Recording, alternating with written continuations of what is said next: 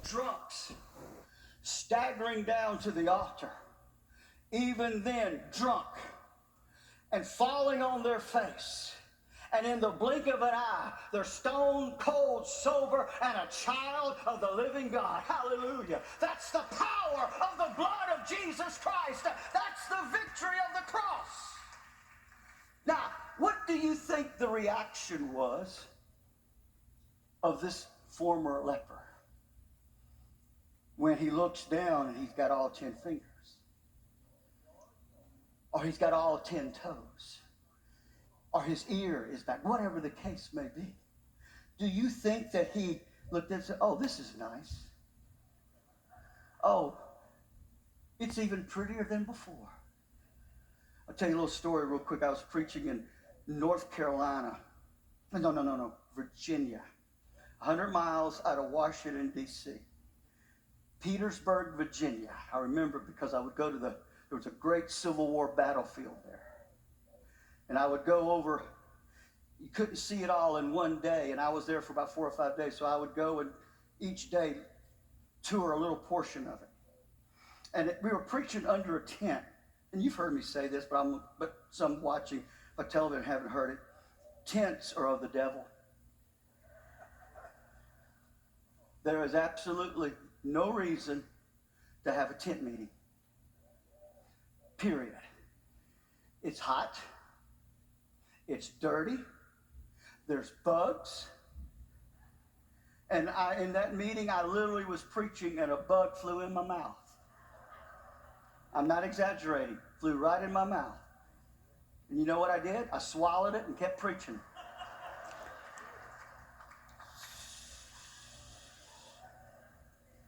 And I remember that night, not only did I swallow a bug, it started raining. And they had to close the flaps. So now you're in a sauna, and it's 5 billion degrees, and the water is running down, and you're sloshing in the water, and it's just God ain't anywhere near that. So I said, give me the good old days. No, give me a pew, carpet, and an air conditioner. And after the service, I'm wanting to get out of there. I am soaking wet. My suit is sticking to me. I just felt miserable. And I'm walking out, and there was a young man about 35 years old. And he stopped me. He said, can I have a moment of your time? I said, sure. He said, I drove, I think he said over 2 hours for one reason, to tell you my testimony. And I'm going to have to be honest with you. I really wasn't up to hearing that testimony. I could feel the sweat rolling down my leg. My socks were wet. I was wanting to get into, I said, okay. Now, in my mind, I'm thinking, oh, Lord, make it quick. He said, let me just tell you, he said, 2 years ago, I was bound by crack cocaine, methamphetamine, and alcohol.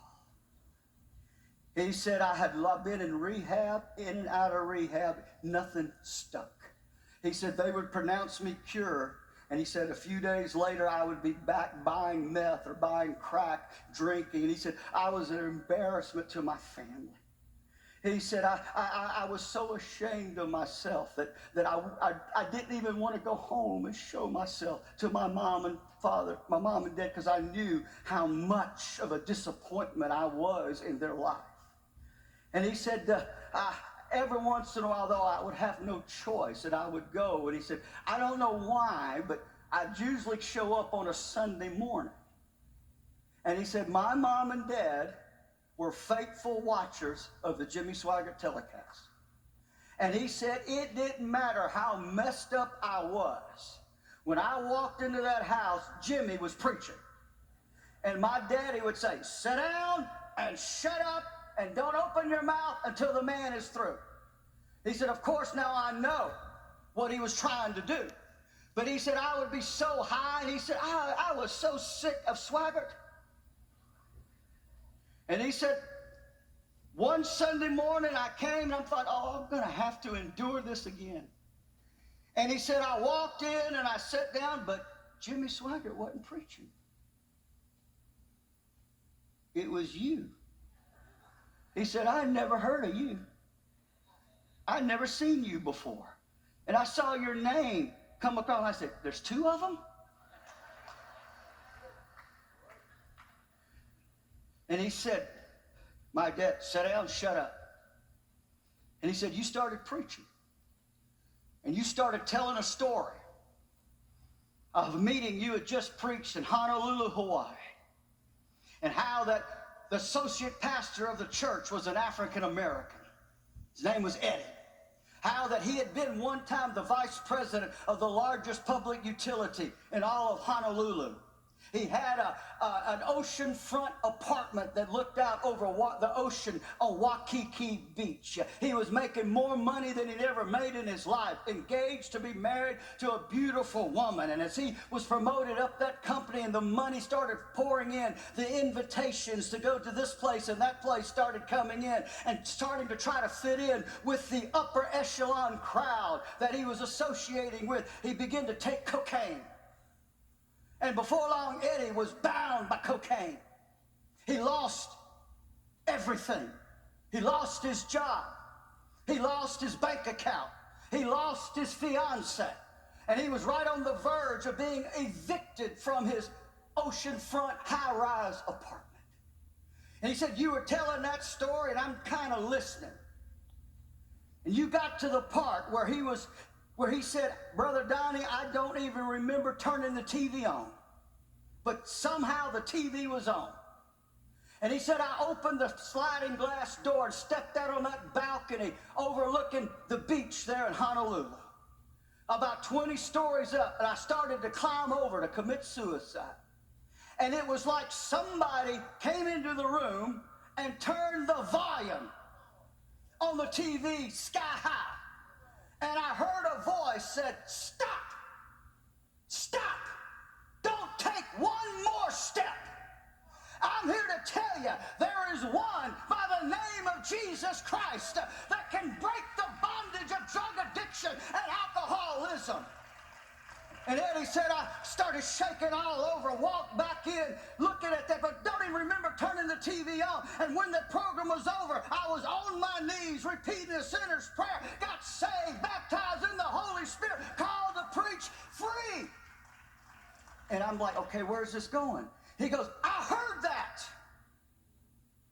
And he said, and this is the exact quote, in my heart, I said, God, if you can do that for a black man in Hawaii, you can do it for a white redneck. That's exactly what he said. He said, I need help. And he said, all of a sudden, something came all over me.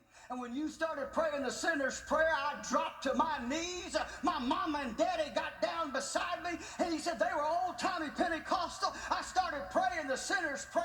And he said, when I came to, they were shaking me. They were speaking in tongues. We were laughing. We were shouting.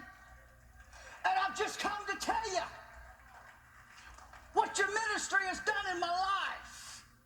Now, this is the honest to goodness truth. I do not exaggerate. Gabriel, bring me my briefcase.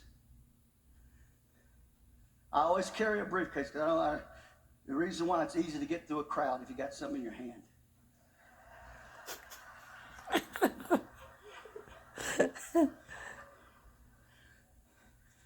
And I said, man, thank you for sharing that testimony.